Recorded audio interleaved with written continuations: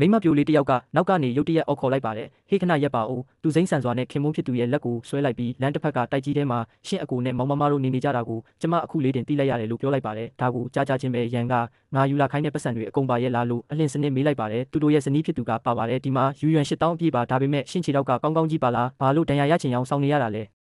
လို့အေးစစ်စစ်ပြန်ဖြေပါတယ်ရန်ကသူဤဒေါသကိုထိရင်မင်းကအကိုနဲ့မောင်မမဘလောက်အတားကြီးလဲဆိုတာမသိပါဘူးသူတို့ကငါတို့ဖေရဲ့ပိုင်ဆိုင်မှုတွေကိုသူတို့ဘာသာသိမ်းပိုက်လိုက်ကြတာဒါကြောင့်မို့လို့ဒီနေ့သူတို့ကိုစမ်းသပ်ဖို့ငါအခုလိုဝစ်စင်ထားတာပါလို့ပြောလိုက်ပါတယ်ဇနီးဖြစ်သူကပြုံးပြီးရှင်ပါပဲလှုပ်ကျမရှင်ပေးမှာအမြဲရှိနေမှာပါလို့ဆိုပါတယ်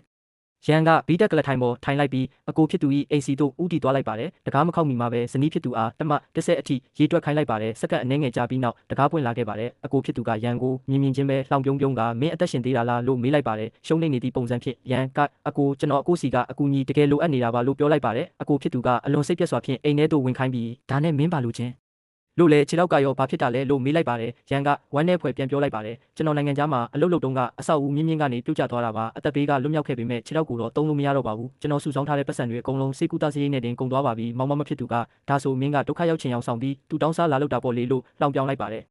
ရန်ကမျက်ရည်ဝိုင်းနေတော့မျက်လုံးများဖြင့်မောင်မကိုကြည့်ကမဟုတ်ပါဘူးမောင်မရဲ့ကျွန်တော်မှနေစရာမရှိတော့လို့ပါဒီမှာတစ်ပတ်လောက်နေခွင့်ပေးလို့ရမလားလို့တောင်းပန်လိုက်ပါတယ်မောင်မဖြစ်သူကဒီအိမ်မှာကပ်ပါကောင်တွေအတွက်နေရမရှိဘူးလို့အေးဆက်စွာပြန်ပြောလိုက်ပါတယ်ခင်မုန်းဖြစ်သူအဆက်ကွဲနေတာကိုကြည့်ပြီးမုံကစကားဝင်ပြောဖို့ပြင်လိုက်ပေမဲ့ရန်ကတားဆီးလိုက်ပါတယ်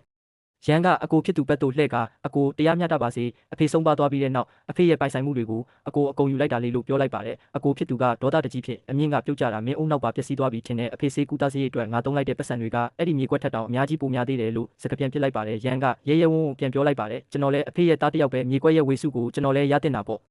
မောင်မဖြစ်သူကမထီမဲ့မြင်ပြုံးကနင့်အဖေတိုင်းပဲအလွန်လောဘကြီးတာပဲလို့ပြောလိုက်ပါတယ်ကွယ်လွန်သွားပြီဖြစ်တော့အဖေဖြစ်သူကိုစော်ကားလိုက်သည့်အတွက်ရန်မှာအလွန်စိတ်ထိခိုက်သွားရပါတယ်သူဒီရုတ်တရက်ရင်ဘက်ကိုကိုင်ကအသက်ကိုပြင်းပြင်းရှူရင်းကူညီကြပါဦးရေးပေးကြပါလို့အော်ဟစ်လိုက်ပါတယ်အသက်ရှူမှန်သွားပြီးနောက်ဒေါသတကြီးဖြစ်ငါအဖေเจ้าကိုမင်းတို့ဘလို့တောင်ဒီလိုမျိုးပြောရဲတာလဲလို့ပြောလိုက်ပါတယ်မောင်မဖြစ်သူကထမောက်စွာဖြင့်ငါမင်းကိုမောင်မထုတ်ခင်မင်းမသားမင်းထွက်သွား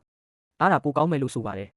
မုံကပြန်လဲတုတ်ပြန်လိုက်ပါတယ်ကို့နေရာကိုပိုင်နိုင်တိထားပါမင်းတို့လွန်ကဲလုံနေကြတာပဲ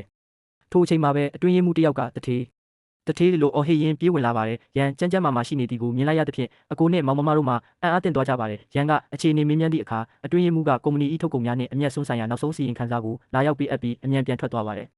ရန်ကသူတို့ကိုကြည့်ပြီးလူစစ်တယောက်ရဲ့တစ္ဆာတရားကဆွေမျိုးအရင်ချာတွေထက်တောင်ပုံမခိုင်မြဲနိုင်တယ်လို့သူတို့ပြောကြတာအခုတော့အမှန်ပဲဆိုတာငါသိလိုက်ရပြီးငါမင်းတို့ကိုစမ်းသပ်ဖို့လာခဲ့တာမင်းတို့သာအောင်မြင်ခဲ့ရင်ဒီပတ်စံတွေကမင်းတို့မိသားစုရဲ့အနာဂတ်ကိုပြောင်းလဲပေးနိုင်မှာပါဒါပေမဲ့မင်းတို့ရဲ့လောဘနဲ့အတ္တတွေကမင်းတို့ရဲ့မျက်လုံးကိုကွဲသွားစေခဲ့ပြီးဒီနေ့ကစပြီးငါတို့တွေဆွေမျိုးမဟုတ်တော့ဘူးလို့ပြောလိုက်ပါတယ်